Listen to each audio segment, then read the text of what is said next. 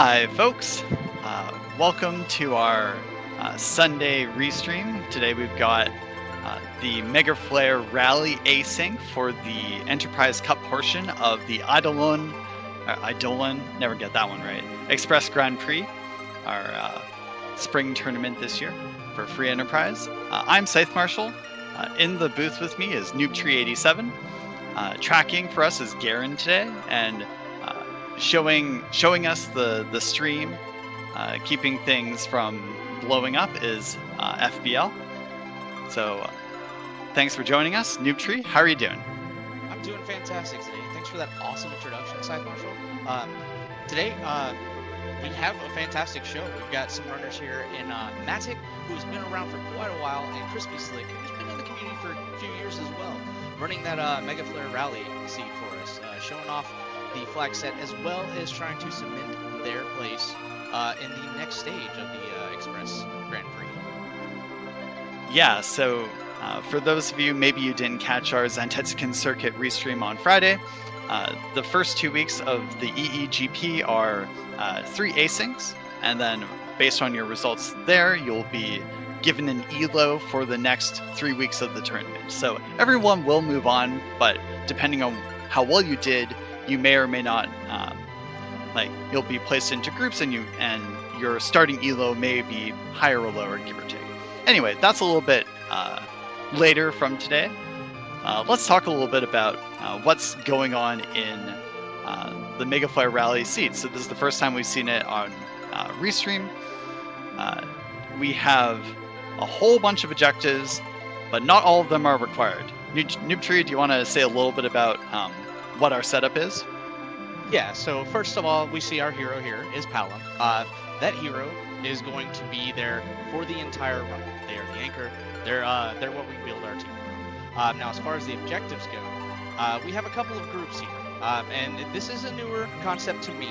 I enjoy it. We have Objective A, which requires a mandatory Trade the Rat Tail quest and 5 random quests. We have Objective B, which are 3 objectives on the move. Go to the Ribbon Altar, go to the Mazamune Altar, and take on Cave Value. And then you have Objective Group C. Objective Group C is split into 2. You complete 4 from Group A and all from Group B to get your rewards from Objective Group D. Objective Group E, I think that is. I think it's C. I think it's C? Yeah, it is. Yeah, so we have a couple of... we have some mandatory objectives. Those are the ones from Group B, the Cave Bahamut, and then the Ribbon Room Moss Altar. Then Group A, it's 4 of 6, so you have some flexibility. We'll always see the Rat Tail objective, but then the other 5 are random depending on the seed that rolls. We also have, later on, there's 8 boss hunts that you'll complete an objective for beating those bosses. And then you have 3 money objectives that you you can complete by turning some gold inventory. But okay, so we'll talk about those later. We're off. We have our Palom hero. Oh my god, that's a Cecil partner. We got the guy starting out. Now this is incredibly important, Scythe Marshall. Cecil in this flag set, along with Fusoya and Tella. Wow. Oh my god. Sorry. Kryspyslick did not take Cecil. So what is we were okay, so you were about to say something about the partners. Cecil, Tella, and Fu can be partners, but they will not appear anywhere else in the seed. Yes. Why is it important that Kryspyslick did not take Cecil? Well, you won't see Cecil anywhere else. There's another thing that's really fun about this flag set. All of the characters, if you don't take them, they're not in the Tower of Wishes. They're gone forever. So you can't go find them again in the Tower of Wishes if you decide to take them later. There's also a limit of 3 party members that you can have max. Once you pick your 3, that's it. You can't change anything out. You can't move them around. There are no dupes. So you just gotta go. And if you decide no to that Cecil, then you gotta find your tank or your power elsewhere. Yeah. So Kryspyslick found some power. Actually found a heroine robe in Baron We don't have a female character yet, but we might. We'll see them hopefully sometime. Matik has gone to Mysidia to raise the whale, so on this flag set we start with the Darkness Crystal, allowing you to make the moon play if you would like. Matik's going up there now. Kryspyslick headed to Mount Hobbs to check that character. Yeah, and this Divergence is awesome to see at the beginning, because there are several ways you can start the seed. One that you might want to do if you're risking a few encounters here and there. If you want to go to the moon, all the treasure on the moon is not going to be restricted to the T5 or the T Wildish Max Tier 5 flag that we have set. So you can go up there, grab a bunch of loot, check to see if you get freebies anywhere for bosses, and then come back down and then take advantage of that objective group E by selling your loot and grabbing yourself a spoon, a curse ring, and an adamant armor. Yeah, so the group E, it's 100k GP to a character in Agart to get a spoon, 250k total to get a curse ring, and 500k to get an adamant armor. So we've seen another one of our characters. Matik has declined to take the Yang at the Lunar Palace. Kryspyslick found Rydia at Mount Hobbs. With a heroine robe, I would be tempted to take her, but we also already have a black mage, so I'm not surprised he reset out. Kryspyslick also found Kane in Baron Inn. Kane's a pretty good character. Yeah, especially if you get an Avenger sword that early on, just throw that on him and let him do some swingings. And doesn't matter if, since Palom is our hero, if Palom goes down, then you still get EXP for Palom. But here we do see Matik taking on the moon, doing some looting, finding a nice little charm rod for a stat stick for our Palom early on. I like that poison axe. That's useful for the guy once he, becomes the guy. Yeah, definitely good for some Miabs with some ogres and golems in it. A samurai bow, if you don't find an arty bow, that's a good one for any archers. Kryspyslick's headed to Cave Bahamut, has found a life staff. I actually don't mind this play because you get to peek the boss here, and if it's awful, then you can kind of decide, well, maybe I take a character that will help me with this fight. Yeah, if it's a free one, you might be able to finagle a win out of it. I think King and Queen would be the only one. I don't take that sparkle. I'm not risking it for anything. Absolutely not. No way we take that route.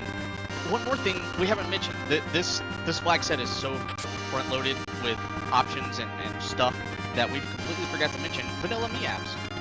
They're not going to run into any random chests with monsters in it. So looting on the moon, looting Eblin Castle, those are things you can do to get some early equipment.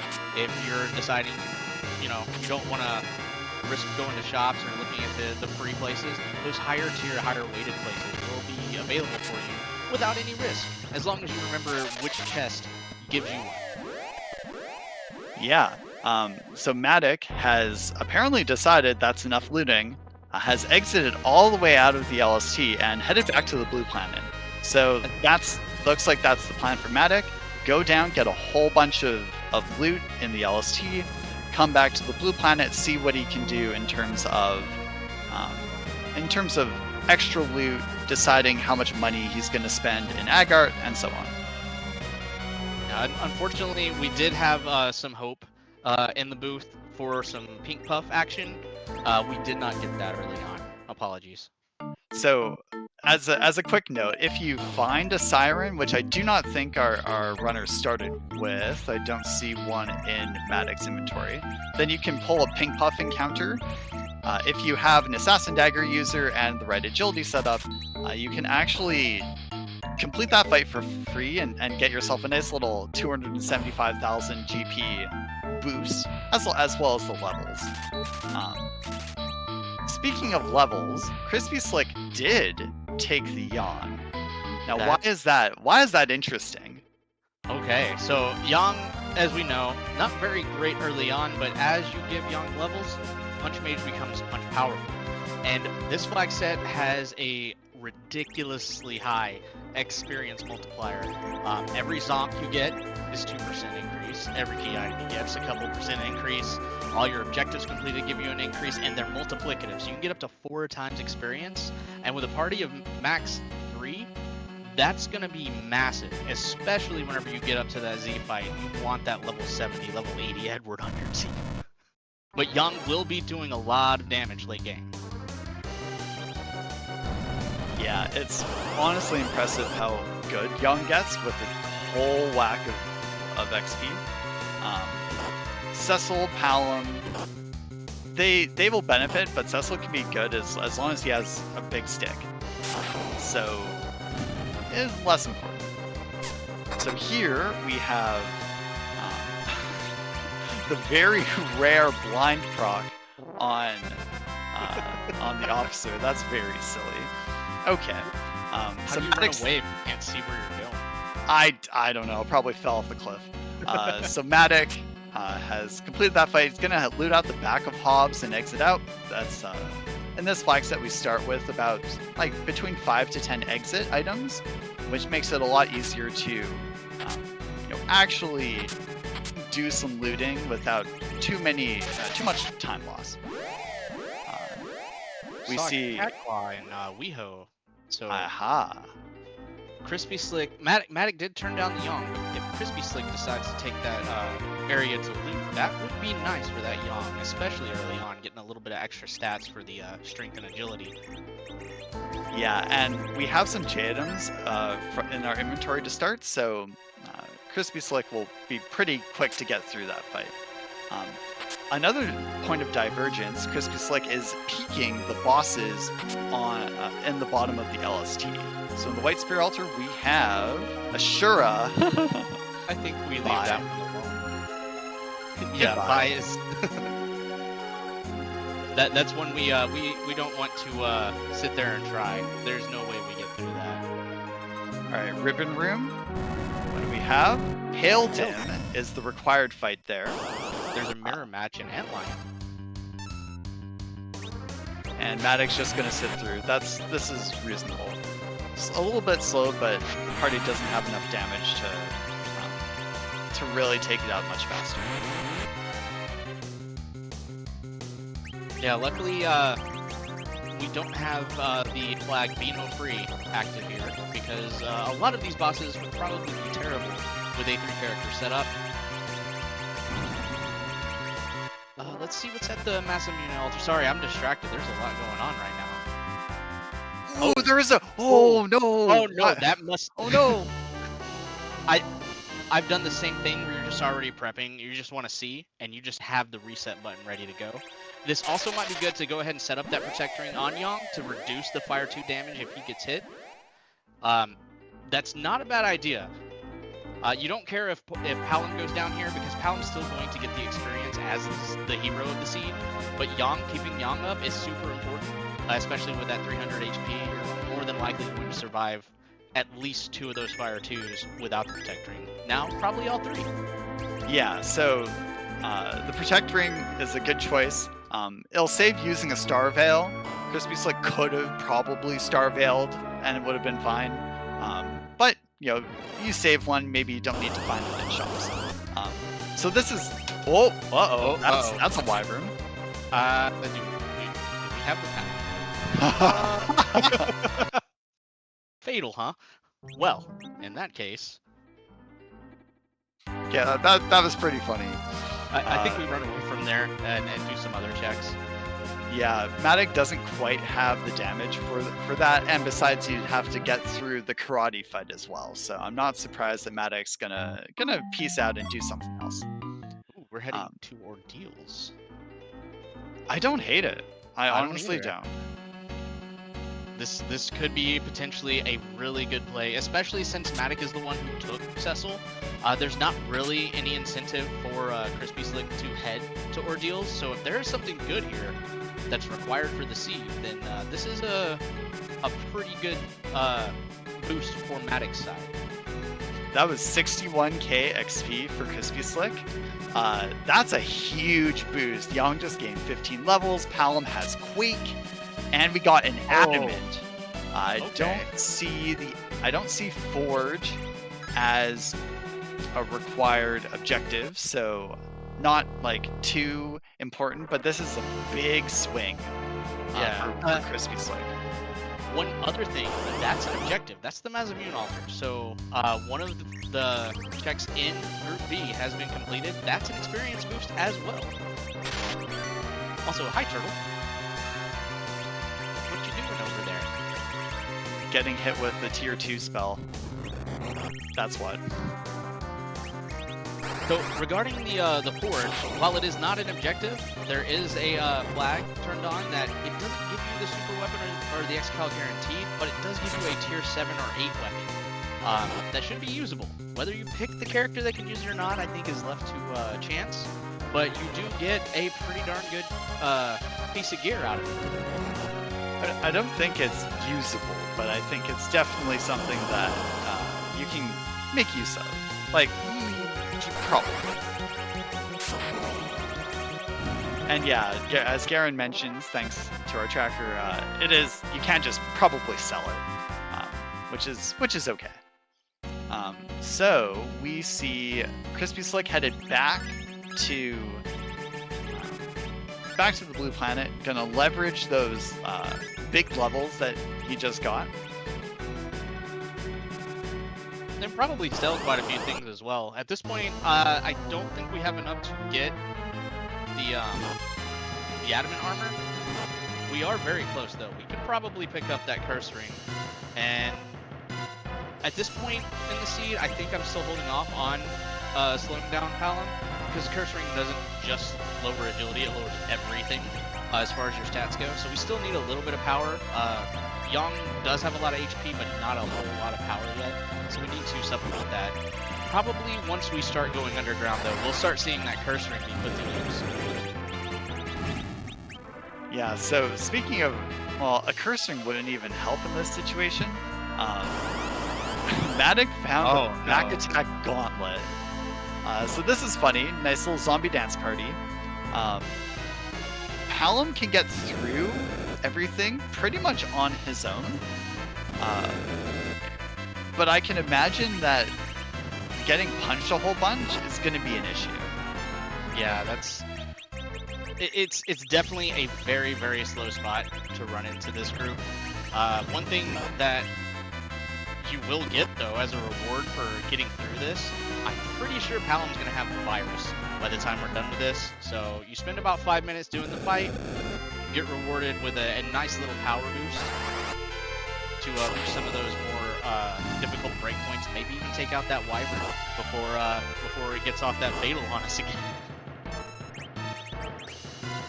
In the meantime, it looks like Kryspyslick's headed to Castle Eidolon. Gonna take on some of the monster boxes. I think I probably might have given Palom a little bit more defense gear so that he can tank a couple punches, but it doesn't matter. The levels, the quake, everything's fine. And in the case of Yang, who needs gear when you have HP? Yeah. But so far, quite a bit of divergence between the routes for our two runners here. Obviously, like, this is a flag set that says, hey, here's your way to the moon right away. We have Force Hook on, so eventually we will have to go underground via Upper Babel. But the main thing is, we gotta find power, we gotta find our team. And if we want to wait to see maybe if we get a white mage somewhere along the way, it could be potentially until we get underground. So the Kryspyslick taking the chance to look at those altars and getting rewarded actually rolls a lot in their favor.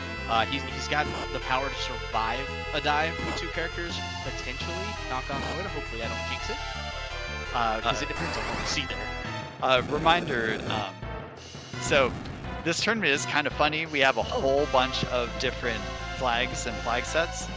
It is Force Magma on this one, not Force Hook.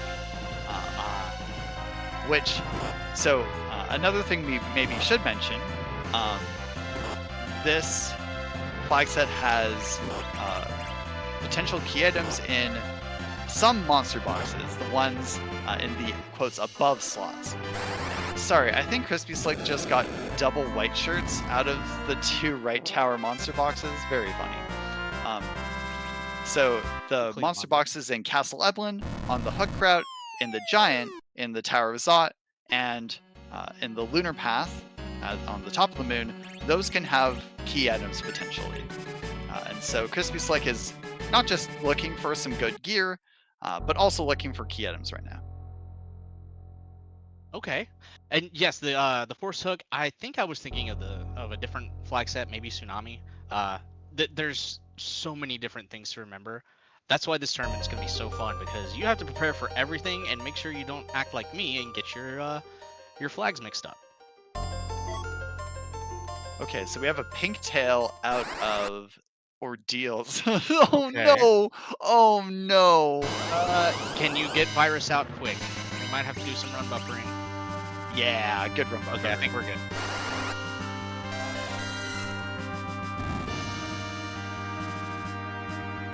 Whew. Okay. Now that we're through that stressful Sketchy. moment. Also, it is Forest Magma, but also the Falcon objective. Like Falcon is an objective, so you could, if you find the hook, you could just do the objective instead of trying to find the Magma Key. So speaking of the gear that you were wishing for Palom earlier, it looks like that's actually taken an effect. Stillman and Skull are not a friendly chest to find, regardless of your levels, because they do punch pretty hard, and Stillman can put you to sleep. But Kryspyslick recovers and gets that coveted Siren. Sirens in this seed are kind of rare. Do you want to explain why, Scythe Marshal?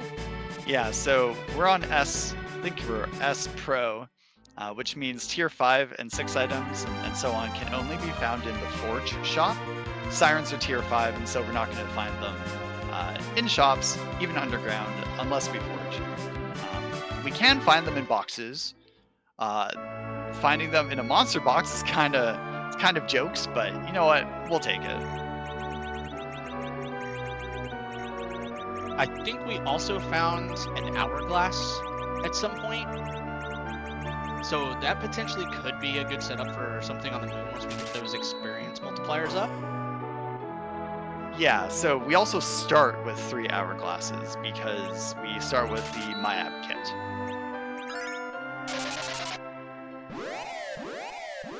All right, so we see. So our runners are making really good use of those exits, especially Matik, because Matik will get exit on Cecil soon. So might as well make use of the items if you have them. Looks like Kryspyslick's headed to Fool, and Matik is going with Archer Cecil, I guess. Makes sense. Which is probably the best option right now as far as power goes. Samurai Bow's pretty good. Yeah, it's not bad. It also sets Cecil up for a back row later on if we get the big stick. Then Cecil doesn't have to do all that extra menuing. I did notice on Crispy's side, Palom doesn't have any gear available. So I wonder if we're going to try to see if anything's in the shop. There's a headband. I might be tempted to take it just to give Palom a little bit of well, I don't actually. I mean, they don't really. costume? No, not really. Like, if you wanted to do anything with the headband, you'd give it to maybe Yang, but he's got a ninja hat, so like whatever. Matik is headed to Flame Dog. Gonna give the poor flame puppy a cold. Oh well. We'll see what pops out of the monster box. That's the Earth Crystal. Okay. Hilarious. I guess just keep going. Oh, Golbez on Kryspyslick's side at Fabul. Interesting. So we know that this isn't going to be the Magma Key because Golbez cannot block underground access, logical underground access. With only 2 characters, this is a good time to take the Golbez fight as long as you can get off the attack afterwards. Should be okay, I think. Yeah, I think low HP Golbez is best Golbez, even with all the jokes that he likes to spout before every fight. But yeah, with the two characters here, you don't see any of those spells from Shadow. It just looks at you, feels bad, and runs away. Okay, we have Mylon at the Maga Sisters spot. That's Mylon and friends. All right, have fun. I like this. I like this Hourglass play. Yeah, at this point, all you really have to worry about is the lit counters and the text. Feed my children. Go. And Mylon won't really do anything else other than counter with lit.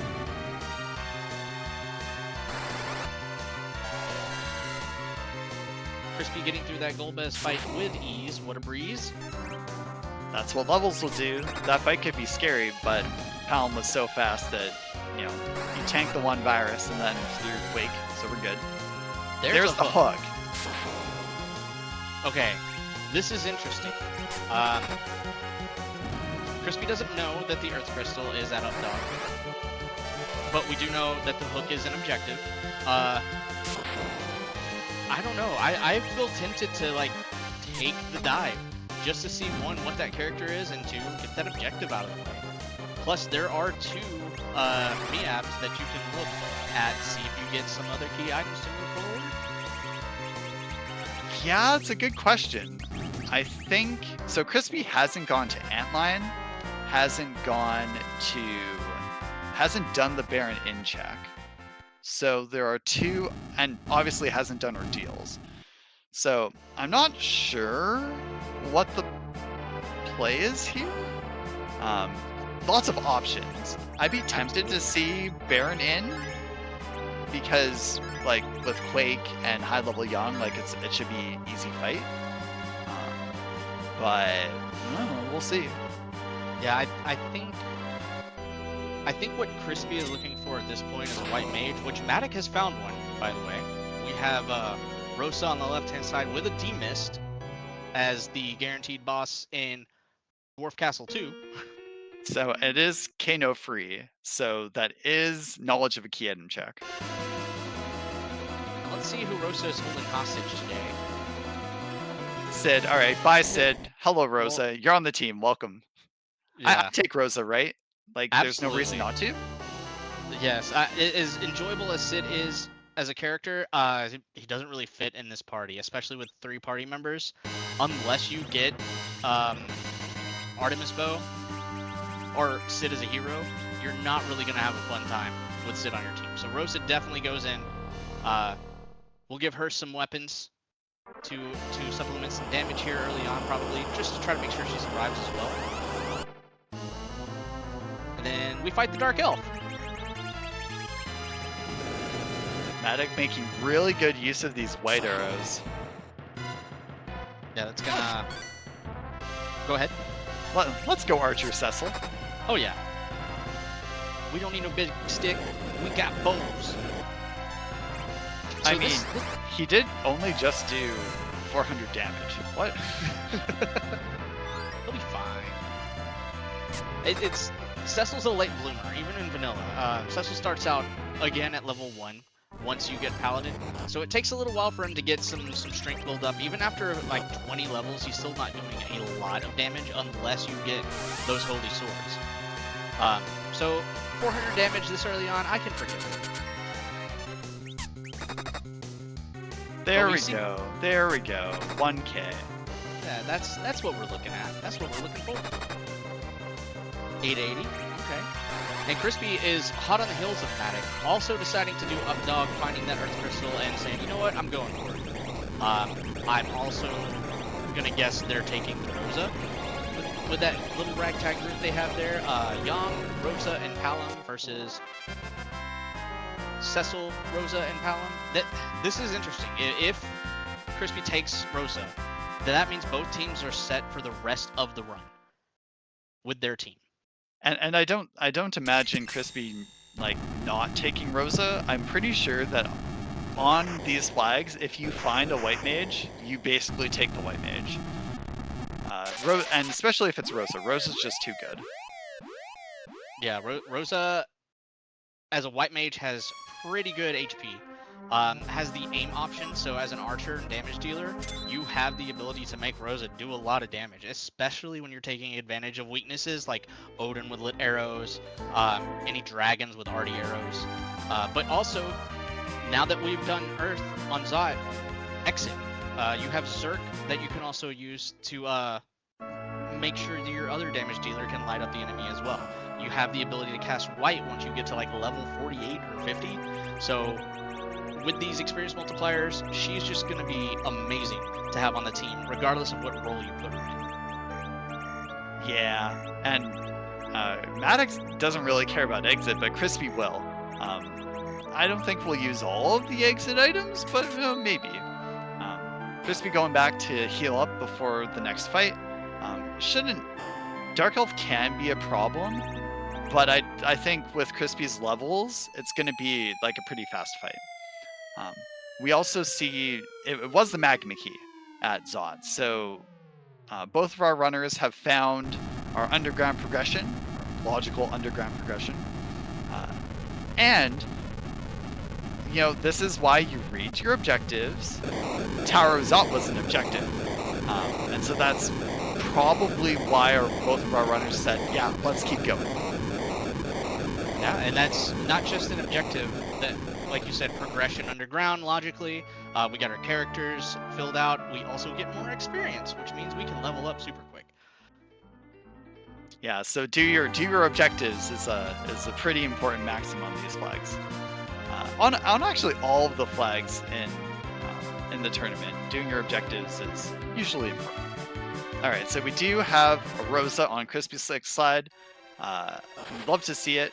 She's gonna go white shirt, which is fine, I think. And Elven, cool. And also has those white arrows, so that'll be useful for this fight. But I don't expect this fight to pose too many issues. Meanwhile, we see Matik heading underground, going to the Fey March, going to do some light looting, trying to get a little bit closer towards that admin target.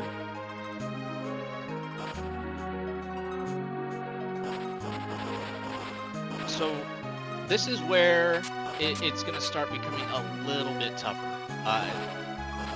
The bosses at this point going forward are going to be quite a bit stronger, and some scenarios where you have certain agility anchoring can be a lot more difficult with just 3 party members, especially if you're only zerking up 1 or if you don't zerk up any at all, because the way the ticking works is when you're trying to fill those commands as fast as possible, the more characters you have filling out those commands, the more time you have as a player to choose your commands over the boss. These bosses are going to start shooting out attacks much quicker versus 3 than they would 5. That being said, I don't know if we find a big stick. I don't know that we really worry too much about it. On Matik's side, Kryspyslick's side, you're gonna have survivability with Yang, but just not enough damage compared to Cecil going forward with that, especially if you see a big stick coming. Yeah. So one unfortunate thing about the Dark Elf fight is that Dragon Breath is percentage based. It does 1/4 of your max HP. And so because Yang had, 1700 HP, Dragon Breath did a lot of damage. Even if you sort of reduce its damage with the Protect Ring, goes down to I think it's 10%. Cure 2 did not do enough for Yang, so it was really unfortunate weak targeting in the first phase. But Kryspyslick's gonna go back, try again. I think maybe he'll maybe not rely on power punching so much. That might be useful, just in terms of tick management.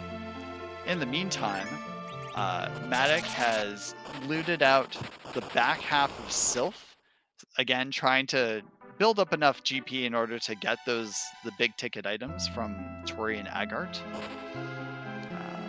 We'll see what else there is. I think Matik found a heroin robe, so I think there's heroin robe parity. I'm not sure if Kryspyslick found one. Oh, I think he sold it. Yeah, I think he sold it. But seeing that there is an option to find it later, plus we already got the option to get the adamant armor. I do believe on Matik's side the easy target would be Cecil. Obviously you switch that up depending on what you're going for when you're fighting. But on Crispy's side, I'd be more inclined to go with Rosa to keep her up. You get your white mage surviving, you pretty much don't have to worry about anything else. Anyone else can go down and you're good to go. Except against viruses.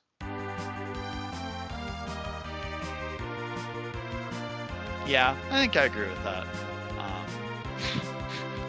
Piggy Young, lovely. Piggy Young is dancing. Is that? That's a great animation. I enjoy this.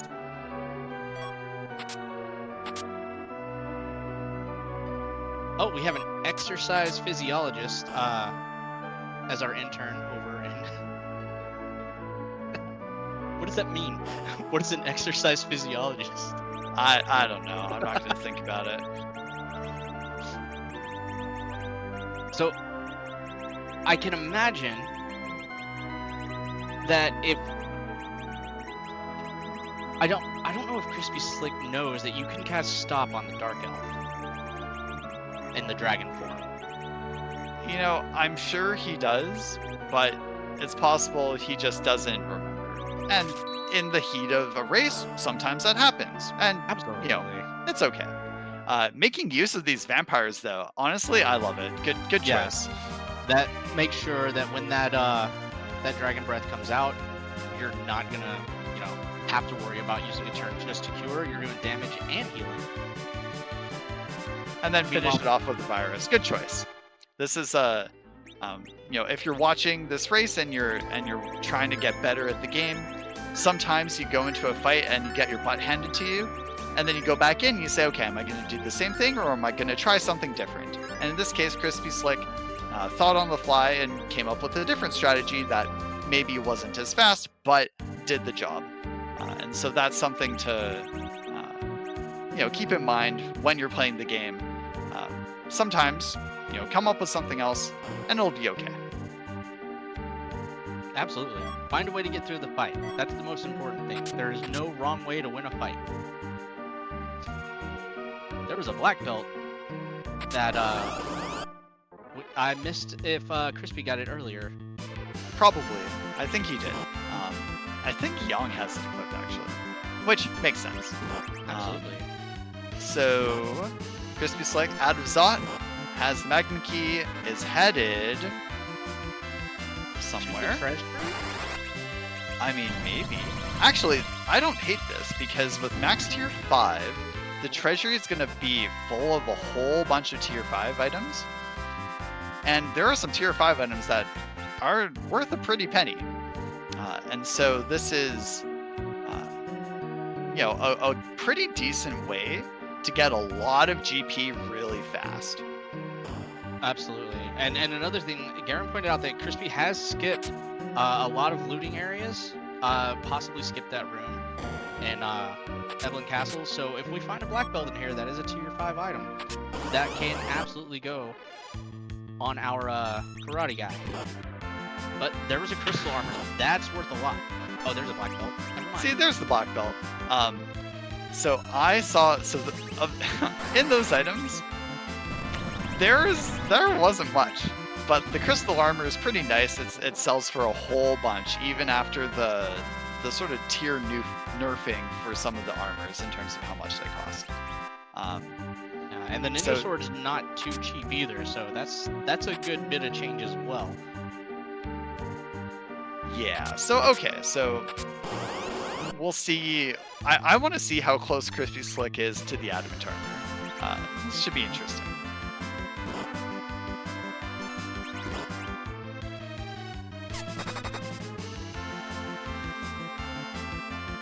Cecil, you're 100 damage short. Come on, dude. That's always my favorite thing to see. You know the math. You're like, oh, I'm definitely gonna get the one hit KO, and then after that, you get that much damage. Yeah, it's like there's no Final Fantasy X-esque like overkill benefit in this game. Come on. But always, anytime you see an enemy survive on 1 HP, you're just like, come on now. You couldn't do one more? And then the game's like, oh yeah, I absolutely could have done one more. Here's 700 more. Great, thanks. Garen brings up a fun point in chat. So if you've played the vanilla game and free enterprise up to before the alpha, when you try to sell any ethers or elixirs, the game's like, no, don't sell them, you need them, and tries to, only lets you sell them for 1 GP. This has changed in the alpha, so now ethers and elixirs sell for half their normal buy price, which means elixirs sell for a whole bunch. Oh yeah. So you could sell the elixir because you'll never use it. I usually keep elixirs because they are super useful, and I try hard to actually use them. So now, all Crispy, I didn't see Crispy check the Corey check. I mean, he's selling. It's fine. So yeah. So Kryspyslick, we'll see. Might get close. Matik did have 500k, and so is getting the spoon, curse ring, and adamant armor.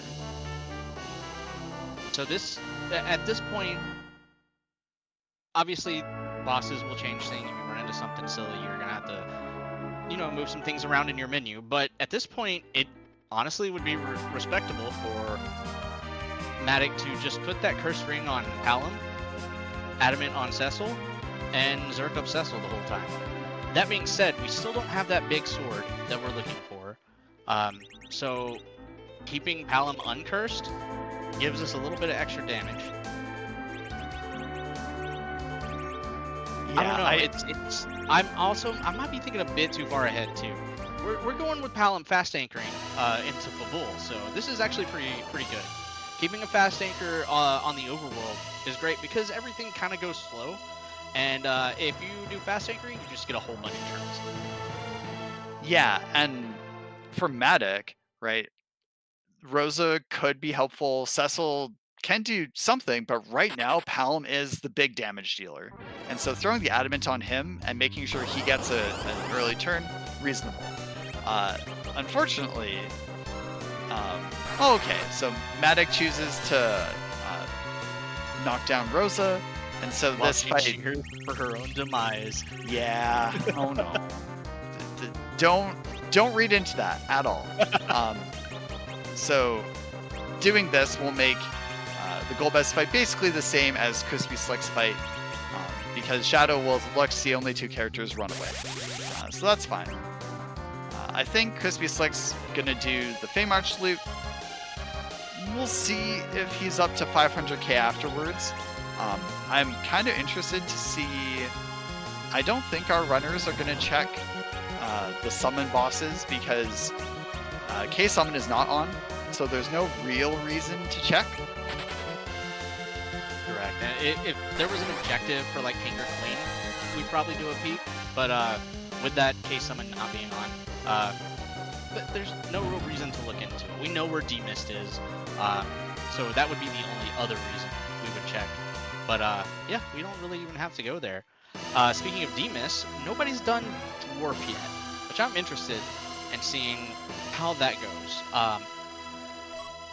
Another reason not to do Dwarf on this flag set, as we usually have a glitch where you can warp out of a Dwarf Castle once you get the reward from Luca, and you can check the crystal room. That's turned off in this flag set, so we don't have a reason necessarily to do that, except for that D-Mist that we know is there now. Alright, so it looks like Kryspyslick is doing the Warrior's Chest. This cannot give a key item, but can be some nice experience. Matik found Zeus gauntlets at Sheila 1, so that's not a bad pull. What this does for Kryspyslick, actually, the Warrior's Chest gets Rosa a whole bunch of levels, so I don't hate that play. The Ninja Star is something I do hate, though. That's awful. Yeah, that's what, like $20? 500? No, it's 5,000. I think that's 5,000. 5,000 to sell. It's unfortunate to see all of this edge gear that we've seen, and no edge to take advantage of it. We could have plenty of darts, but it looks like even if we waited for an edge, it would have just been too far late into the seed to even make good use of edge at this point. Ooh, a waterfall check. Yeah, I guess just looking for our objective bosses. We don't know who they are. Well, I don't know who they are. I think. So one thing we haven't mentioned is that because this is the tournament async, everyone in the tournament is playing the same Mega Flare Rally seed. This one, Noob Tree is in the tournament and has therefore played the seed. We're gonna. I think everyone in the booth has, except for me. And so we're just trying to make sure you, the viewer, are getting the I don't know, let's say legitimate, natural experience without too many spoilers. If anyone did want to pull up the list of boss objectives, and put it in chat, they could do that. Let's see here. Taking a look at a few things. Bear with me. While you do that, I'm gonna puzzle about why Matik is continuing to loot. Maybe he just doesn't feel like maybe looking for a light sword. I don't know. Gonna do the hook route monster boxes anyway. This is really funny. So the Fame Arch bosses are Water Hag because we know, but Crispy doesn't, that the gauntlet is on Ordeals. And then Dark Imps at Ashura. So technically tier 3 bosses, but Kryspyslick doesn't really care much. Matik has found the Baron key in the 2x Staleman chest. That's an objective. Speaking of that edge. Hi, is this even? And sorry, Rexol in chat has listed out the objective bosses for this seed. Bahamut and Wyvern are always objective bosses on this flag set, and then the other 6 are Rubicant, Octomom, Dark Imps, so that was an option, Mom Bomb, Evil Wall, and Antlion.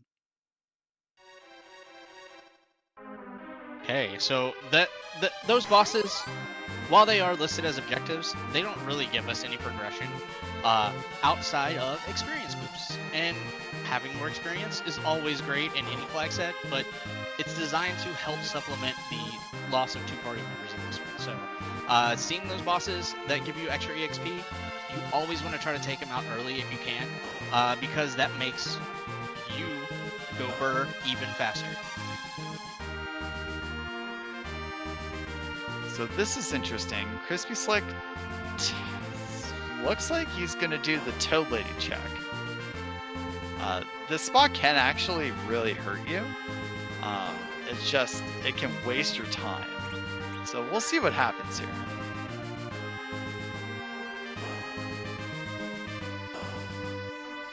We didn't get the mute bell out of time, but it's fine. It's just an item, not a spell.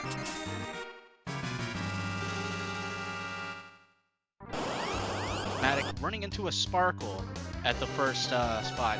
D-Lunars, huh? Well, luckily it's here and not the next spot.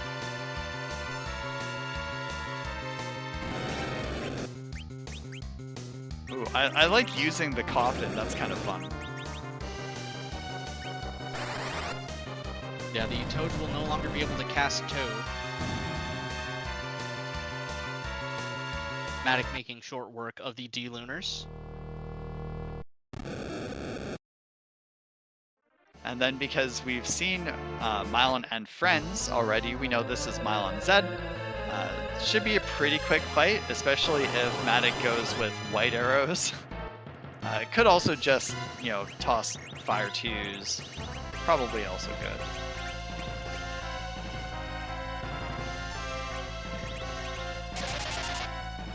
Could use those fire arrows as well to help a Well, little bit. True, but they don't hit the undead weakness. Totally Chest gave a Stardust Rod. If we That's if we didn't have a Charm Rod already, I'd say great. As it is, it's nice, and Rosa has got Blink, so that's kind of useful.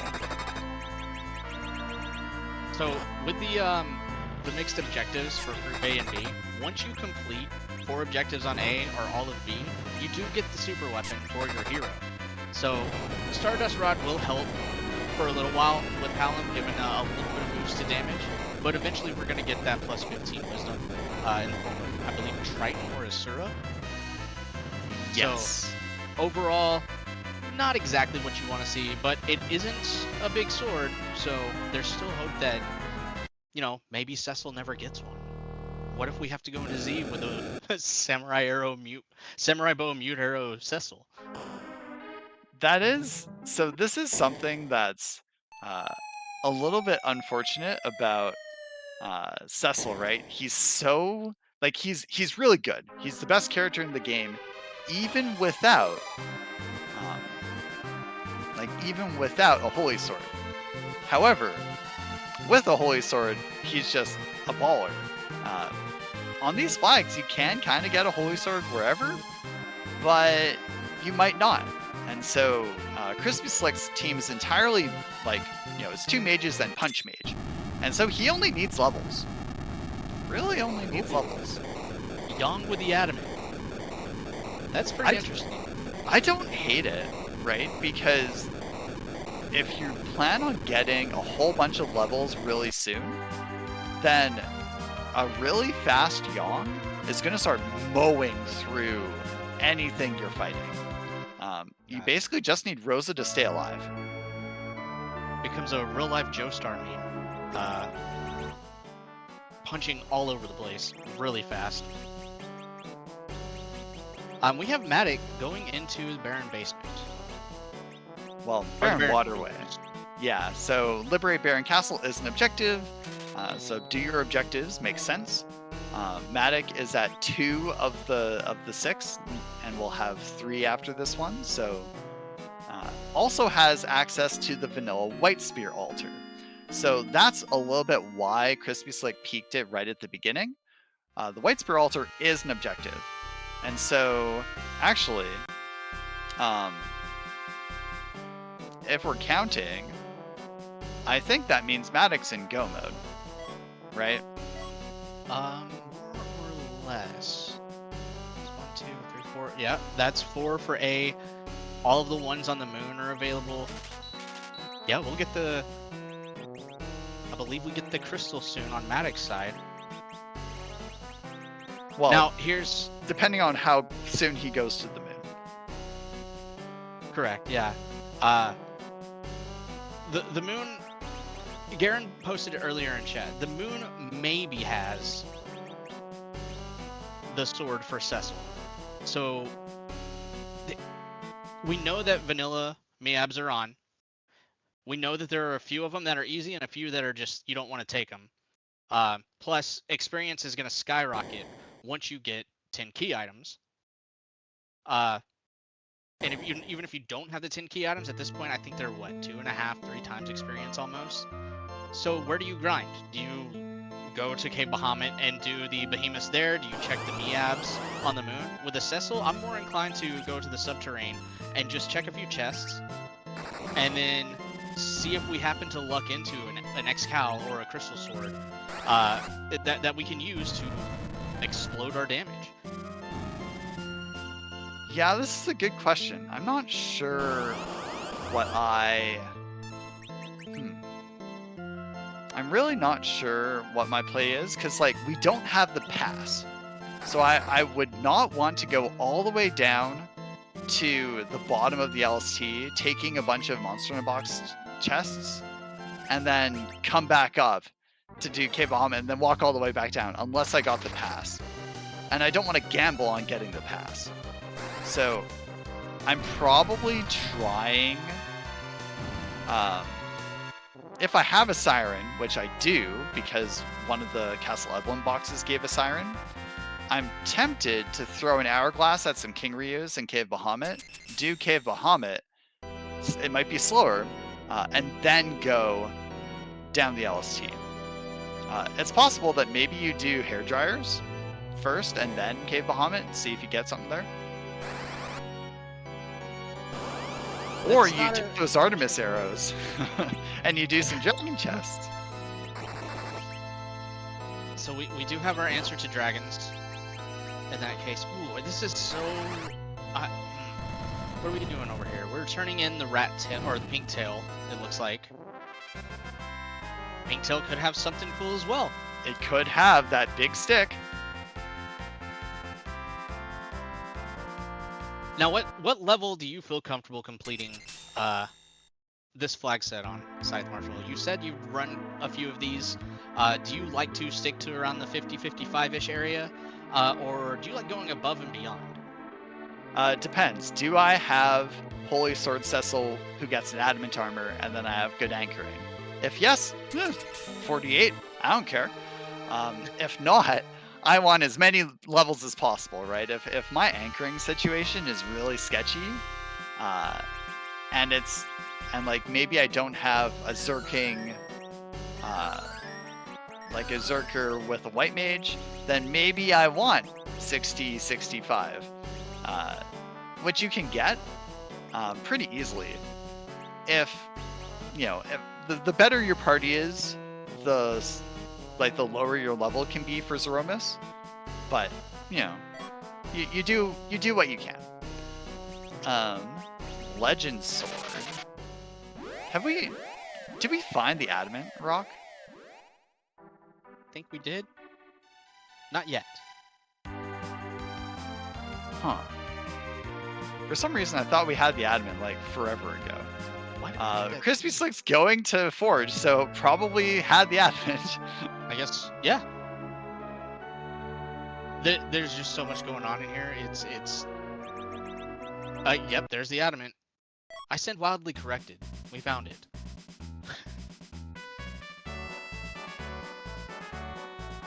So, I hope Kryspyslick finds what he's looking for here. That's not sirens. Oh, that's a shop. That is. Oh no. That. Oh, it feels bad, man. So at this point, it's money, but we already have the adamant. Oh, that feels bad. Yeah, I bet that feels really bad.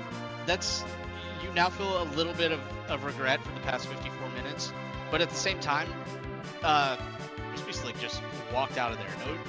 No showing signs of remorse in the movement. It's like, nope, we're going. That's fine. We don't need Cecil to beat no Z. We got Karate Man and his karate gi. So we are checking out Rydia's mom to see what she has, while Matik fights Plague on the left-hand side. Nice package. That feels a little French vanilla, if you're asking me. Yeah. We just kind of leave that alone. You can keep it in Mist. Yeah, this is why you land and enter Mist from the right side and not the left side. All right, so Kryspyslick headed over to Fabul, I think checking Shield of 1. Meanwhile, oh yes, the Zeus gauntlet. That's a nice little reward. Meanwhile, Matik is in Cave Bahamut. This is Plague. Honestly, this is a really technical fight for Matik. We're relying on Rosa Zerking with a little bit of extra damage from Palom.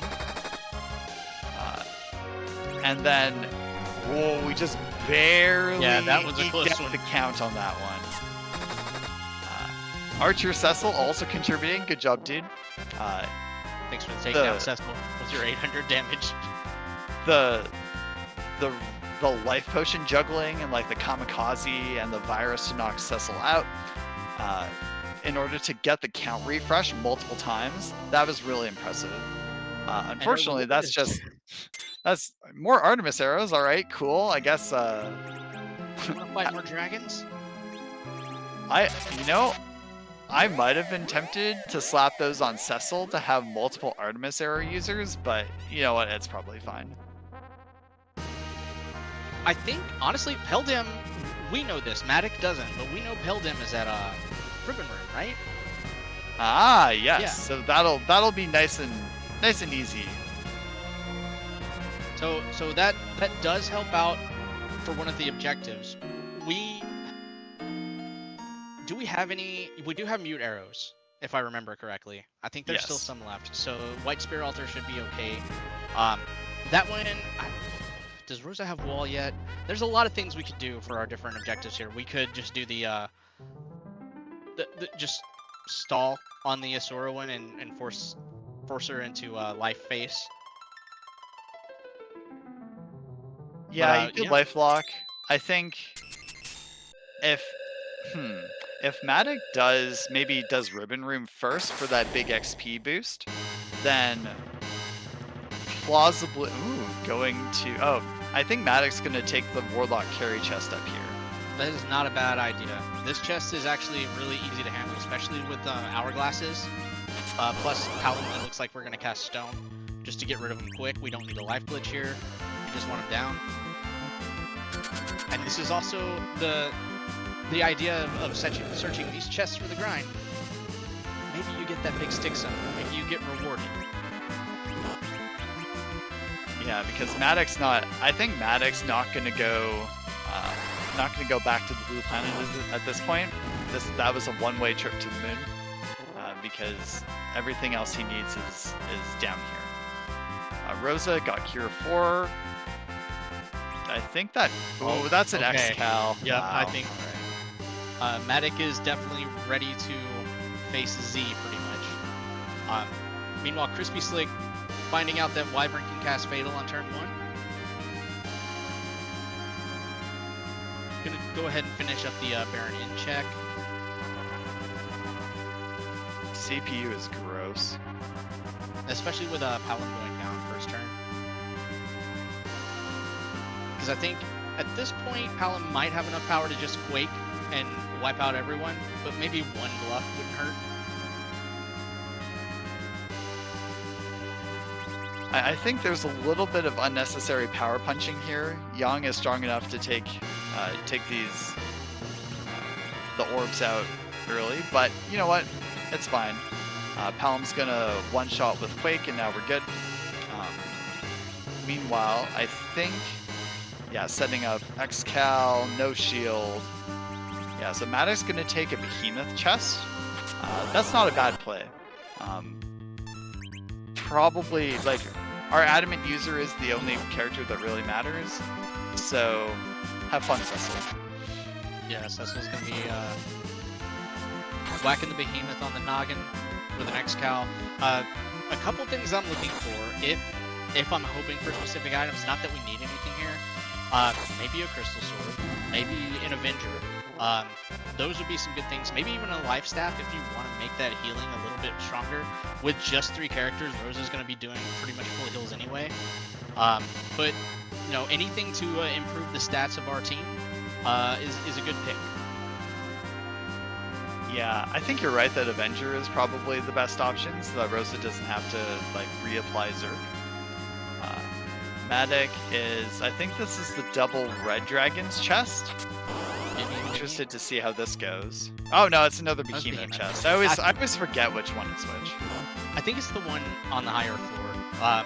I also forget quite a bit, and sometimes that is not fun, especially whenever you don't want to see 2 red dragons in your face, because they will just absolutely destroy you with their heat rays. Unless you have an adamant armor on, but anyway.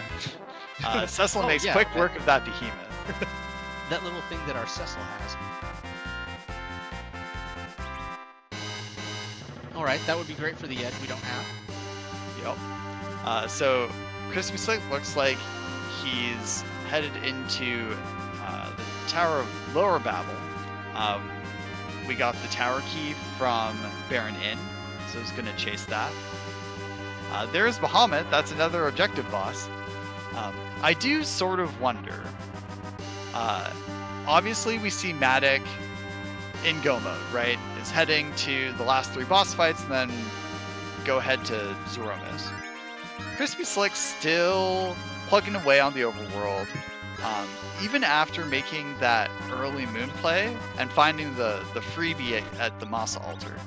So I kind of wonder, right? Like, when you've played these flags, how hard is it to say, okay, now I'm going. I don't need to do any more like prep. I don't need to search for things. Just go, right? And here Garen is mentioning that the Baron Key was on the hook route, and Kryspyslick could have done the hook route, chose not to. Yeah, it's one of those things, like, sometimes you have to make plays that are like a gamble because you want to do the meta plays. I don't think my opponent's going to do this, so I'm going to check it, and if it works out, it's great. Sometimes those things don't work out, but good runners will always stick to their guns. They won't second guess their routing, their choices. They'll be like, okay, I've already committed to this, I'm going to go with it. I think Kryspyslick is sticking to his guns, and it turns out in this situation, the right play would be follow that Falcon, that launch the Falcon objective, which I agree with Garen. Always chase your objectives. If the route is not there, then at least you're 70-80% done, and just have to check a few things. But it's also not a bad idea to chase a gamble, and maybe there's easier objectives. We still have the Rat Tail on the table. We still have Twin Harp on the table. So those are two options that Crispy could find. Maybe Rat Tail into Twin Harp. Boom, we're in go mode. Yeah, I think another thing to think about here is the fact that so Matik just got the Triton Dagger for completing his 4th Group A objective. The White Spear Altar was available, and then once you find the hook, that's 2, and then you find your Zod objective. So like, we had 3 objectives. Like, Kryspyslick had 3 objectives available in Group A early, and so you only need 1 more. And so I think when you're 1 away, it makes a lot of sense to say, okay, I'm gonna do that objective so that I can sort of just go after that. But again, could have just found the Rat Tail anywhere. So it's always hard to say. There's definitely 100% chase your objectives. If it's there and you're able to do it, go after it. Maybe there's a comfortability level. I don't know if I can handle this yet. Kryspyslick's team, not necessarily the best team to go against Sora on the moon. And, you know, Heldem could probably get through it pretty easily. It just takes a little while longer than if you had the Cecil with the big sticks. But you want to make sure, like you said earlier, you don't want to do any double dipping. At this point, you want to, if you're going to the moon, you want to make sure you're 100% ready to go to the moon, right? So that could be another thing playing into Crispy's routing. I know for me, I've done that several times. It's like, you know what, I'm just gonna, let's play it a little safe. Let's go down here. And sometimes it works out, sometimes it doesn't. But overall, I do think Crispy has played it very well for what he's been given, and Matik just happened to route a different way. The divergence was enough that it happened to lean more towards what Matik did in the first place. Yeah, and then of course, Rat Tail. There's the Rat Tail. So the Tower Key was the option. Maybe it is Tower Key into Rat Tail into Twin Harp. I guess we'll find out shortly. Meanwhile, Matik's about to get the bad news that it was a freebie at the Masa altar. Do you swag walk after this? Considering the setup Matik has, if I'm in the same position, yeah, I just swag walk. I think this is a free boss. It takes, what, 45, 50 seconds, maybe a minute to get through it if you're just sitting there. So you're not worried about this being a difficult fight. And it looks like we can also, like, menu and prepare everything and just destroy King of Evelyn, so Queen of Evelyn, when she gets her turn, just goes away as well. But yeah, swag walk 100%. Go down, fight Z. I don't think Z also can do pretty much anything and wipe her team anytime you want. once if you make one misplay, or even if you don't. So it's always the great equalizer when you get there. But this team I feel super comfortable with. You've got Curse on Talon. You've got Power Couple. Just Zerk up and wait. Yeah, especially because Power Couple Rosa is about to have like 2,800 XP or HP. Sorry. Okay, maybe 27, but like that's more than enough. Oh yeah. Hey, look, we've got Forge on Matik's side too. That's where Adamant came from. We were so excited about it being free, we forgot what the key item was. Yeah. All right, so there's the crystal. Let's see. Going to swag. Survey says absolutely. All right, Yep. so hey, look. So not every flag set in this tournament requires a Zeromus fight. The Zentetsuken circuit does not. It's a win game. Well, do all game anyway. The Tsunami Open has options. This flag set always has a Zeromus fight. You must beat Zeromus with 3 characters. Of course, it's Zeromus. Can't randomize him as much as we want to, but Zeromus does do the cosplay thing. So we make Zeromus look a little bit different and have some fun with it as we go. Noobtree, do you want to ask the question? What question is that? Whose taxes we're gonna do before the 15th? Ah, no! It's the 30th in Canada. Anyway. Oh no. No. The real question. I guess it's whose butt are we going to kick tonight? For some definition of tonight. Yeah, in the Eastern Hemisphere. It's tonight for Alchemy. Shoutouts to Alchemy. Shoutouts to Alchemy. Hashtag times up. All right, we do have a nice little Zeromus shake going on. That's a pretty fast Zeromus if you don't have good anchoring, just so you know. Hey! Shoutouts to Alchemy. I love that. Thank you. Ooh, that's a good sprite. Zeromus? Alright, so it's Cecil versus Cecil. I do like this as the first nerf, immediately nuke. Get some damage in. Yeah, if you don't have a Silk Web, I like this play. Especially because you probably want Rosa doing something else. Alright, and our first shake means our Big Bang is coming soon.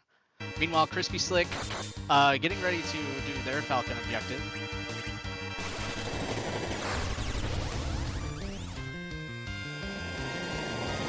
Let's see how this rolls. Wow, Alan is fine. Yeah, everyone's fine. It's fine. Everything's good.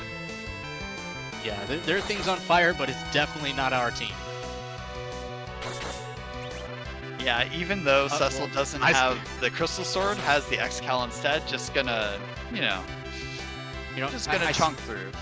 I said that, and then Kryspyslick got hit by a fire from the D-Lunars. And probably took 500 damage.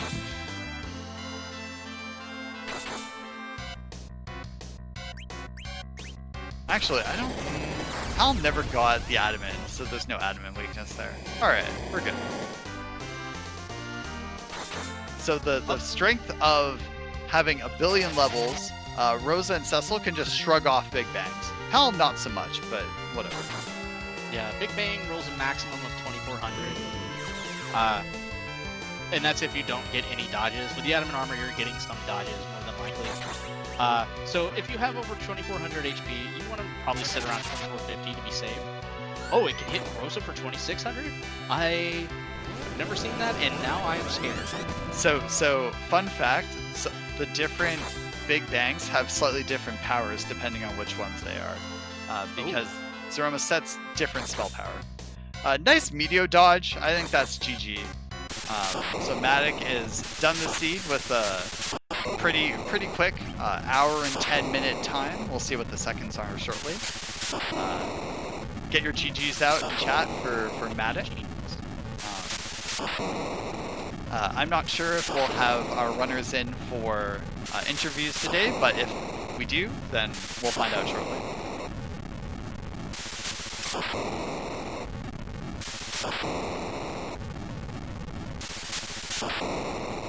Final time of 1 hour, 10 minutes, 45 seconds for Matik. That is an excellent time. Really well done.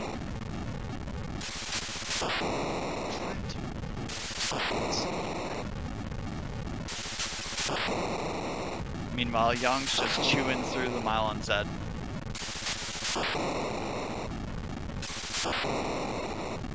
Young doing the very best punch mage of all time expression.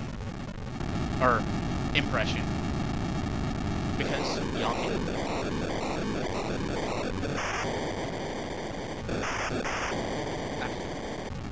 absolutely good stuff. Alright, so Kryspy's through the fight.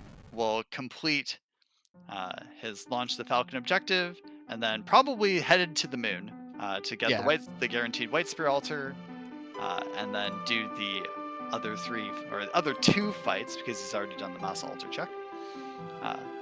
So it should be pretty quick finish at this point, since already has the information of all the other bosses. Well, knows there's a Sparkle, and then some of the bosses. I'm interested to see how he handles the Plague fight, because he doesn't necessarily have, say, Heroine Rosa with Artemis arrows. So we'll see how that goes. One interesting strat that I've liked to do whenever I don't feel like I'm powerful enough for a Plague is let's knock someone down, let's pick him back up, and have someone with a Star Veil. Plague will then doom themselves, and then if we have kamikazes, we knock down the Star Veil user, bring him back up, and then Plague just ends up going away before my team does. Yeah, the reflex strats for Plague are pretty slick. Definitely, they're harder to do with smaller parties because you don't necessarily have the turn economy to knock someone down, pick someone up, and so on. But definitely something that's pretty helpful at times. And I think if you have good agility anchoring here, so if you maybe get Palm going really fast, then this can work really well. Yeah, and then you also have the option here, even without the sirens, those behemoth fights. On the way, if you turn on the encounters on the way to the Zeromus throne, or Bahamut throne, you run into a few behemoths and you can punch them in the face until they give you that experience. So you don't need sirens, you just need to walk. Which I think in this situation, that's what I would do. But Kryspyslick is proving me wrong, saying, nah, I don't need no levels right now. Dropping battle speed to 3 in case it happens. Well, knows it's not Wyvern. Oh, there's a Twin Harp. It was just in the it was just there the whole time. So if you wanted music, you had to go over here. Which we could have, that's another option early on. If you have those hourglasses, you can check that if you have enough power. Get through the hair dryers, get some levels, get a key item. Oof. Crispy resetting out of that one. Yeah, probably didn't get the Star Veil off as fast as he wanted, and then maybe didn't have the setup. So we'll see if he chooses to do something a little bit different.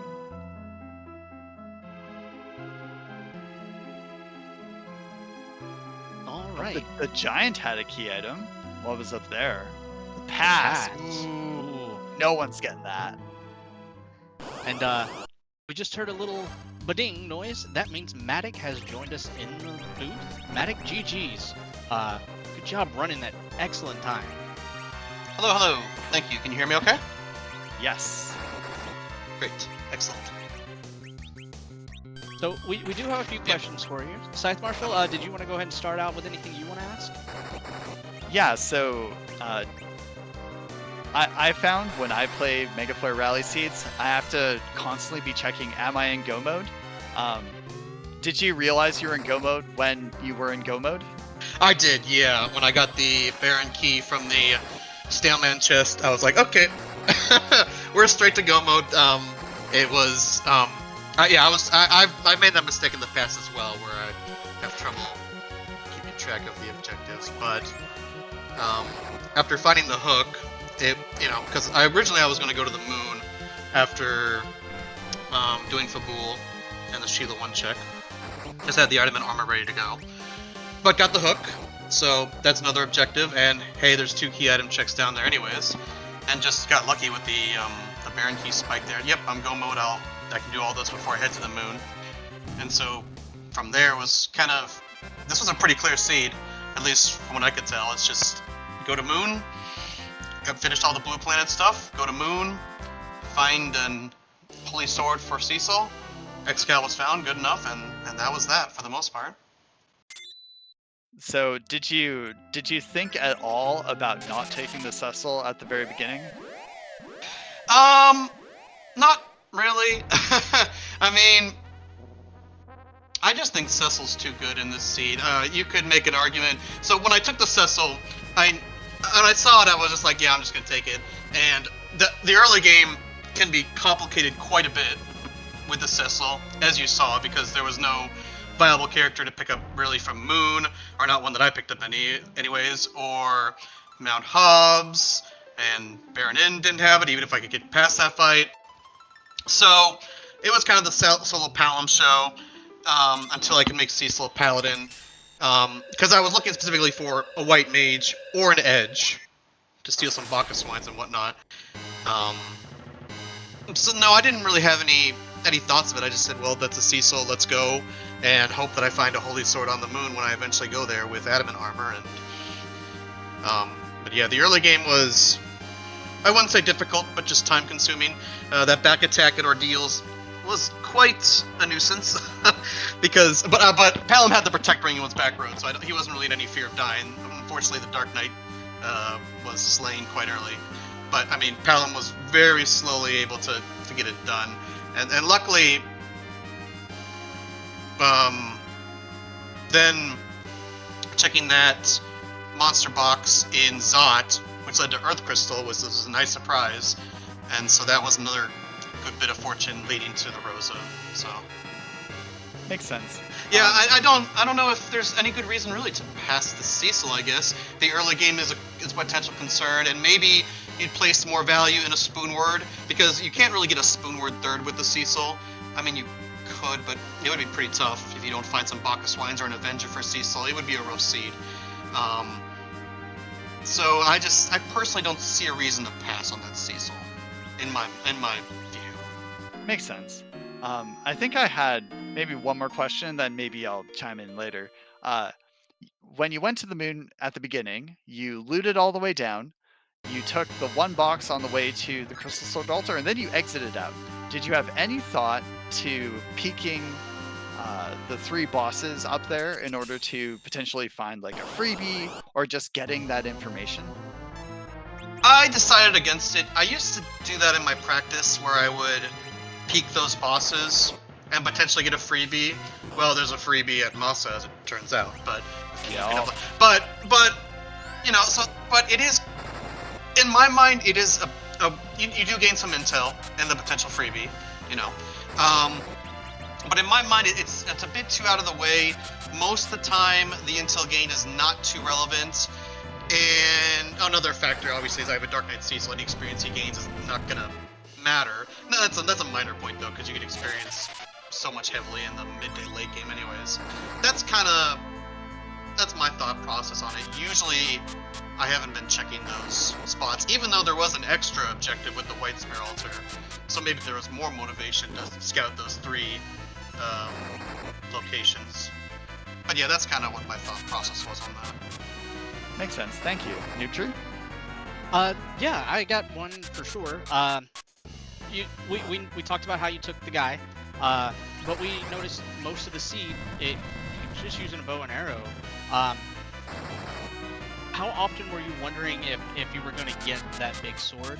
And did that factor into the way that you actually decided to take your grind on the way down the Subterranean? Yeah, I mean, I just knew I have to find a sword, right? I was gonna do every LST monster box until I found a sword. With T Wildish and Is it a 10% chance for a tier 8 item for that? I can't recall, 10 or 5. Maybe I think it's 10 or 15 or something like that. But I figured one of those monster boxes hopefully has a sword on the LST. If not, I could get lucky with one from an altar. That's a zonk. But yeah, I realized that my Cecil is pretty weak in the mid game and not doing a whole lot, which is the reason I slapped the admin on Palom, and he kind of just carried things until Cecil was actually online.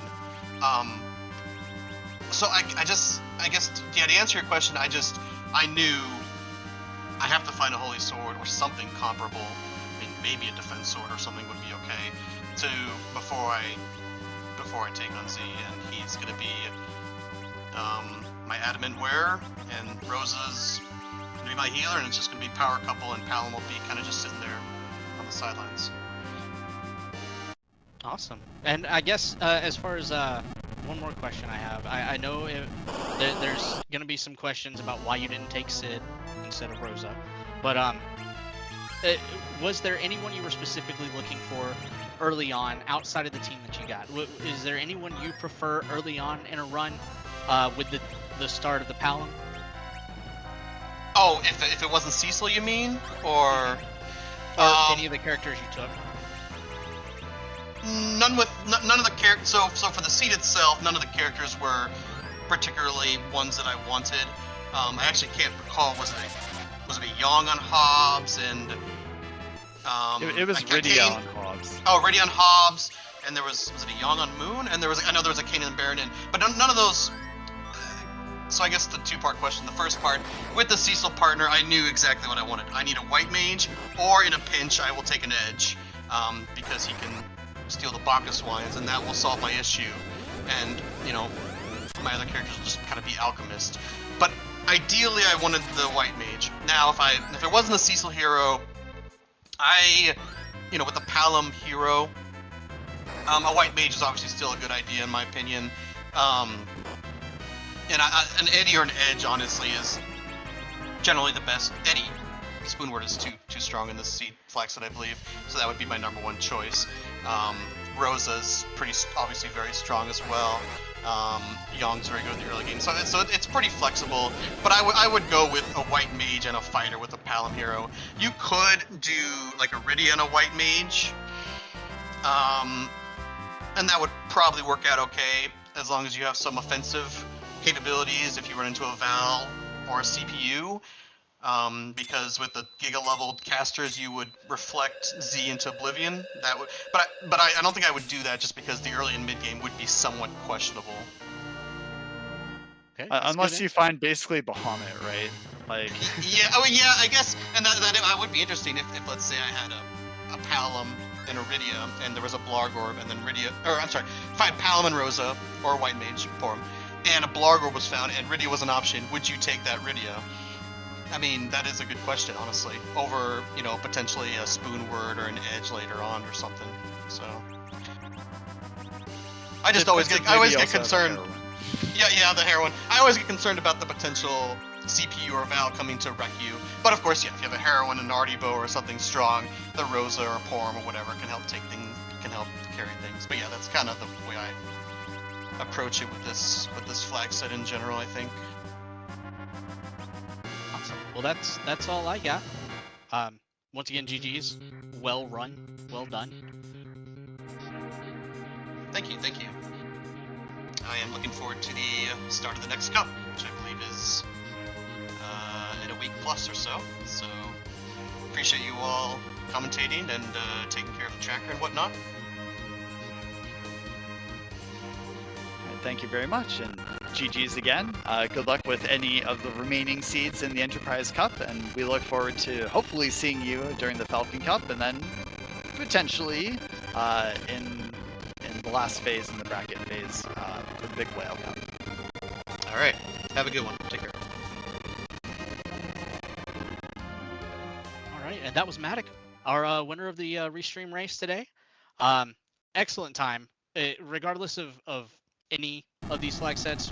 110 is super fast, so good to see a good run by a great runner. Yes, But, and in the meantime, Kryspyslick, now headed into his Zeromus fight, has given Palm the curse ring, so it looks like we'll probably see something very similar. Yong's gonna Zerk, Rosa's gonna throw some Cure 4s. And I think Palm could potentially veil up and bounce some nukes, but we'll see. I think I really want to see Yang pop that Bacchus wine that Crispy's had sitting in his inventory for like an hour. Yeah, I won't lie. At this point, I would have forgotten about the Bacchus wine and realized 2 turns into my Zerk attacks. Oh, I had this.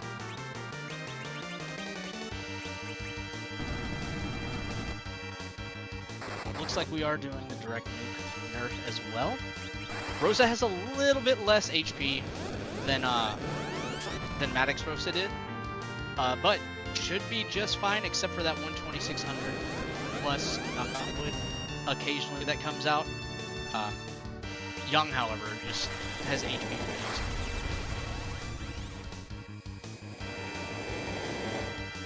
Okay, pretty low rolls across the board for that. So now we got a Zerk off on Yang. We'll see what Palm's gonna do. Nothing. Okay, so get the Cure Forza. Okay, so we're in Yang's gonna punch a bit, and we'll see how it goes. That's some pretty good damage. 4k. I think it drops down to 3k afterwards, but that Yang is still putting out some pretty decent numbers. Not exactly Cecil numbers, but still really good numbers.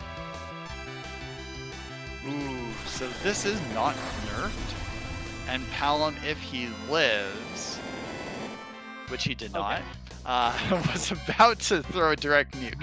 All right, this is fine. Everything is fine. Everything's all right. And I do want to say, everyone, give our runners a follow. They've done an amazing job putting on a great show for us today. So just go ahead, click on their names, follow their channels. And I also want to say thank you to Scythe Marshall for being an awesome co-host with me today. Garen and Firebird Lover in the background running the stream and pushing the buttons so we don't have to, and so everyone knows what's going on. And everyone in the tournament committee, thank you so much for putting on this great show as well. And thanks to you, Newtree. It's been fun. Also, big shout outs to the event team. They came up with a tournament format that, like, I saw it and I was like, whoa, this is cool. So I'm really looking forward to the rest of the tournament, even though I'm not playing in it. Yeah, this Big Bang is unnerfed. What do we get? Okay. Yeah, that's hashtag. We're fine. Everything's fine. I don't know what hashtags really do anymore. Back in my day. Back in my day. Yeah, we don't. we don't worry about it. FBL mentioning the white shirt putting in work. Yeah, the white shirt Absolutely. just is so good. There's a reason it's a tier 7. So we're in the black hole nuke phase.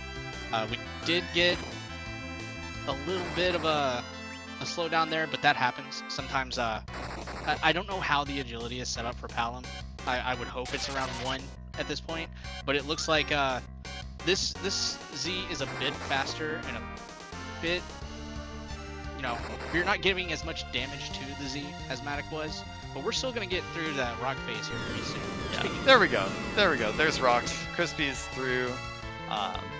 Can't die at this point before Zeromus kicks the bucket. So GG's to Kryspyslick, finishing in a 130 something time. So a little bit slower, but again, right? You can see sort of chase your objectives, and then the power will come. I sincerely don't think the Yang was like that much a problem compared to Cecil. I think it was more a little bit of the routing, but maybe we'll talk to Crispy and we'll see if he has some thoughts on the matter. Yeah, you're absolutely right. Yang, the difference between Yang and Cecil in this situation was just that black hole, and I think 1 move. And even then, it was such a close race in that regard, as far as damage comes out. The routing Absolutely. Everybody listen to Garen. Follow your objectives. But I don't know. It did turn out to where we get the rat tail, and we have another option to possibly get that twin harp if we go through the giant. So, but still, overall, excellent run by both runners. Very well done. Disclaimer: no warranty on following Garen's advice. Honestly, fair. That's how I feel with some of the plays I make too. But that's okay. So that's this race.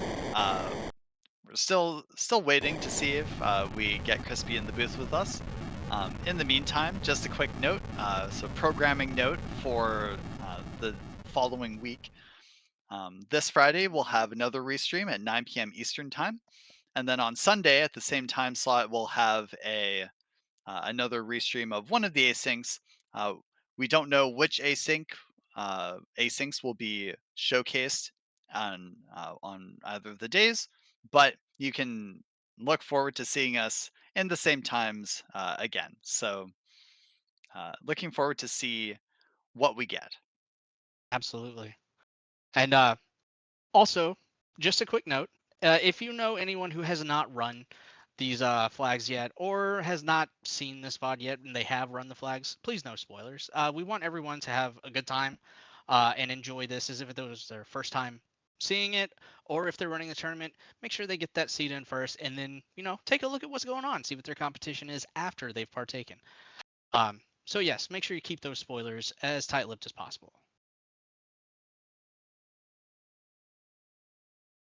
All right, it looks like Crispy will be doing an interview soon. Good to know. All right, and with that noise, we do have Kryspyslick in here. GG's, Crispy.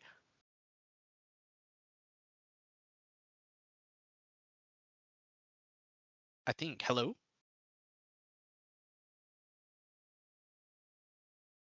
Technical difficulties aside, of course. That's an old boss used to say, technology works great until you absolutely need it to. We'll give Crispy a little bit of time. Let's see here. Looking at a few more things. Yeah, if anybody's watching right now, by the way, and you haven't taken Can you part. hear me now? Oh, absolutely. Aha, Welcome. hello. Hello. How's everyone doing today? Pretty Doing- good. GG's. Thank you. That was I'm definitely gonna have to rewatch that one. There was significant routing divergence between you and Matik, so I think you'll get a lot of what do I want to say here? It'll be really interesting doing so. You willing to take the time to answer a few questions from us? Yeah, absolutely. All right. I think my main question is the start. You did not take Cecil. What prompted you to you thought about it? What prompted you to not take Cecil at the start of the seed? Well, since I didn't have a white mage to start with, I wanted to check the other characters and felt if I wanted to go back and take Cecil, if I just quickly ran up Hobbs, checked that character, checked the moon, and if I didn't see some sort of way to move forward after that, I would go back and get Cecil. But with Cecil, 3-party, no white mage, and really to get him online, you got to go up Ordeals. I wanted to see what my other options were. And when I saw Yang there at the moon, I was like, okay, well, let's go face check something down there and see if it's something that we can beat early, which would slingshot him, and he could end up being my power, right away. And it worked, but apparently I was still way behind at the end of it, so I'll have to rewatch it. That's really cool. I hadn't necessarily considered saying, okay, like actually committing to, I don't have anything, I'm going to restart the seed.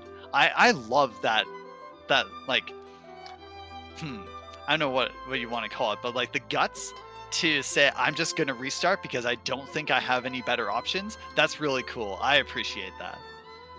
Yeah, I mean, when I saw Rydia at Hobbs, I was like, yeah, this might be one of those quick restarts. But again, I might lose a minute or two, but at least I know what my starting options are. Yeah, that's pretty cool. I appreciated the checking the bosses down there. You'll find that Matik did not, and so missed out on the big King Queen Evelyn freebie XP. Yeah, when I saw that I was getting Quake within the first 5 minutes of the game, and a slingshotted up Yang, I thought I was going to blaze through the seed, but apparently I did too many checks, and I was really trying to get that adamant armor as quick as possible, but again, routing, I'll have to rewatch what Matik did. Fair enough. One thing about the too many checks, I think you didn't necessarily do too many checks up until a point. The other big question I wanted to ask was, like, you found the hook pretty early, right? Because you did the Golbez, and it was like, okay, this is cool. I get the hook. It's not like it wasn't your underground access because it's Forest Magma, but did you consider taking the hook route anyway because Launch the Falcon was an objective, and you get some checks along the way? I considered it, but I was hoping that if I, did some of the other checks, because I knew Magma was out there, doing some of those quick checks, and then also doing Zot early, I knew, D-Mist was at, Dwarf, so there's 2 checks there. So yeah, I thought, they would get me some levels, and I might be able to avoid it altogether if I found like a Baron Key and a Twin Heart that I could just exit out of as soon as I was done. So I was kind of holding off to the last minute, but once I hit that go mode, I was like, okay, I'm doing the hook route. Makes sense. I'm sure you'll read in you may have seen the spoiler log or the spoiler reel, but the Baron Key was on the hook route, and so the double dip kind of burned you there. I think that's a lot of the time you'll find compared to Matik, was Matik did the hook route a lot earlier and found that Baron Key, and so didn't have to keep checking all the checks. But that's also, I appreciate not you stuck to your guns. You said, I don't want to do the hook route, it's slow, and you didn't until you absolutely needed to, and so I appreciate that. I try to commit to my fades as much as I can. If I'm not going to do Ordeals, that's going to be a last check for me. If I'm not going to do the hook route, that'll be the last check for me. Yeah, committing to your phase is something I do, and then I get burned by it. And so that it happens, but you cannot fault the thought process and the game plan. And so I appreciate the commitment there. Beyond that, I think the only other question I had was the one wipe you took. The one sort of significant one, which was the Dark Elf. Did Dark Elf surprise you at the Zot 2 spot? I hesitated at the beginning of the fight, and then it kind of went sideways from there, and then I'm glad I was able to recover on the second attempt, but I think I just kind of hesitated with Yang, as what was going to be his first option, and I really was too focused on trying to keep Rosa alive to get her the XP, when I should have just committed to taking it out as quickly as possible. Fair enough. We did have some really good words for you about the vampire strategy. You had the vampires in your inventory, and so that was just, you went back into the fight and you said, this is how I'm going to do it, and you got through the fight just fine. So big props to you for coming up with a backup strategy. That was well done. I wish I would have remembered the vampires during the first attempt. That would have bailed me out too.